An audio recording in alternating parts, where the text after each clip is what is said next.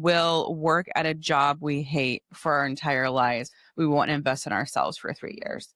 And it's so true. And I think when you are a solo entrepreneur, particularly a female owned business owner, I think there are a lot of obstacles, but it's like you have to just like double down and trust in yourself, right? It's so interesting. And I always use this example in my head when I'm thinking about it, because it's so interesting, a female versus a male business owner. And people can say all they want, like, we're not different, but we are. Yeah. And it's funny because I was talking to this guy one time and we were going somewhere and we were talking about running.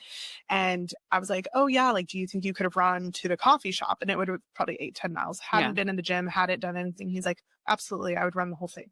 And I'm like, what? As a female, I'm sitting there like, well, I can't do it because I didn't train. Like, I was just sitting there and my thought patterns, he immediately was like, yeah, I'm going to do that. And as females, we don't have that luxury. I mean, I'm sure there's some females who are in a better place where they're able to, but I've never had that luxury of just like, oh, I'm going to go do this. I constantly have to have different conversations with myself to get myself to the space to invest in myself, to invest in my health, to invest in my business, both on a financial level, but also on a personal commitment level. Absolutely. Absolutely. I think that comes from, I'm all about, and I know I've said it before on the podcast, about like the programming, like societal programming. And so you're like, well, why would that be? It's like, I can't, you would have to walk a mile in a woman's shoes, understand comment from the time you were born to where that comes from.